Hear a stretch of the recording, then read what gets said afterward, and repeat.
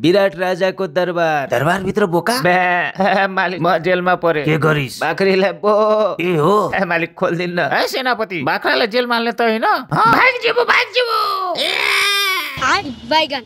नमस्कार साथीहरु, सब बढ़िया? स्वागत छ फेरि पनि मेरो अर्को नयाँ ब्लगमा। जस्तै जनकपुरको हेरिटेज साइट जानकी मन्दिर हो भने विराटनगरको पहिचान के हो? विराट राजाको दरबार। ल गएर हेर्दिम।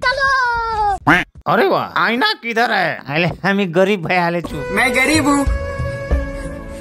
विराटनगर धरान रोडबाट आईसीपी रोड हुँदै जाने होला नि। रुक म्याप हेर्न दे मलाई। यहाँ सर्टकट छ, मोटेरवाबाट देखाउँदैछ। आईसीपी नजाने हिल सर्टकट। ए यो चाहिँ सर्टकट हो, ल जाऊ। ए गुबला ट्याङ्कर अगाडि लग ट्र्याक कस्तो करायो। यो त जोगबनीको तल्लो बोर्डर आएछ। यो कस्तो गाउँ देहातमा आइहाले। इन्डिया नेपाल बोर्डर साइडमा पर्ने भेडियारी विराटनगर 18। जिन्दगी यार रिक्सा के पहिया। ए बच्चा चोर। ए भाग्रे। साथी धीरज र म आधी घण्टादेखि भट्किदै छौं किनकि हामी सर्टकटको चक्करमा लङ कट आइहाल्यौ। ए भाइ विराट राजाको दरबार कहाँ छ? सिधै अगाडि छ दाइ। ओके कहाँ छ दरबार? सिधै अगाडि छ दाइ। अरे आईसीपी आइपुगेछ त। 5 मिनटको बाटोमा हामीले 40 मिनट बर्बाद गर्यौं। ब्लग स्टार्ट भएको पोइन्टदेखि सिधै आईसीपी आउँदा हुने रहेछ। तेरी मेकी गुगल म्यापले कन्फ्युज गर्छ। सही पकडे। आईसीपी को छेउ हुँदै विराटनगर ट्रेन स्टेशनबाट म आइपुगे विराट राजाको दरबार क्षेत्र। यो त मेयर नागेश कोइरालाले उद्घाटन गरेको पोखरी हैन? हो त। दरबार चाहिँ कहाँ छ? राजा साहब कता हुनुहुन्छ? राजाजी, मन्त्रीज्यू, राजा साहबलाई भेट्नु पर्ने छ।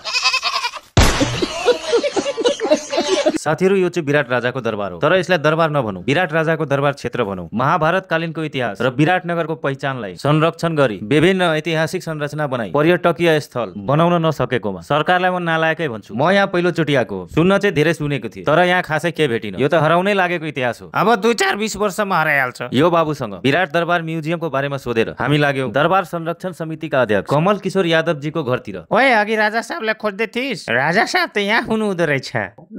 यो त इन्डियाको बोर्डर हो, यहाँ दारूको भट्टी छ। बोर्डर पारीबाट वारी आउँछ, दारू खान्छ अनि फेरि पारी भइहाल्छ। तडी पार।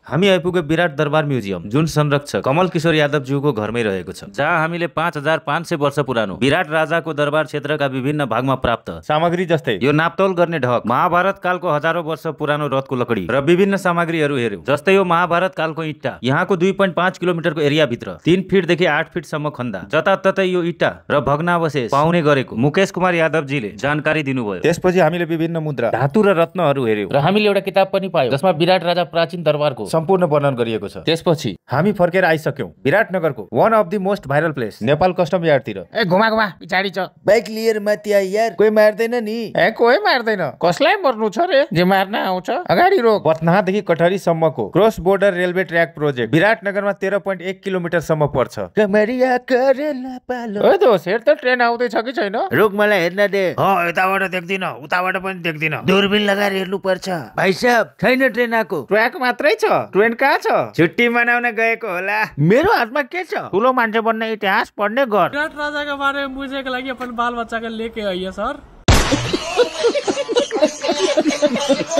यो के देख्दैछु भाइ साहब? सूर्य त दक्षिणमा अस्ताउँदैछ। दिशाभ्रम त भएन नि तलाई? यो पूर्व, यो पश्चिम, यता कटहरीतिर उत्तर र यो सूर्य डुबेको हो दक्षिण। अब भन, सही कली जादु। साथीहरु, यो उत्तरदेखि दक्षिणतिर ट्र्याक गएको छ। ट्रेन छैन, तर घाँसको खेती फर्स्ट आएको छ। अब यसलाई नेपालकै first eco friendly railway farm भन्नु पर्ने रहेछ। यदि प्यासेन्जर ट्रेन चलेछ भने टोयलेटबाट निस्किने मल त फ्रीमै पाउँछ घाँसले।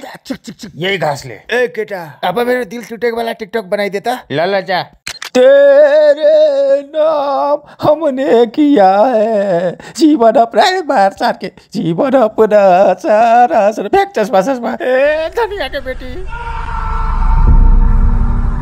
छोडेर त गइहाल्यो, तर मजा आइहाल्यो। ये क्या हो गया? साथीहरु, तपाईहरुलाई ब्लग कस्तो लाग्यो? फलो नगरेकोले फलो गरिदिनु होला। भेट्ने छु अर्को ब्लगमा। Bye bye. टिक गर्न नबिर्सिनु होला, मतलब लाइक गर्नु होला।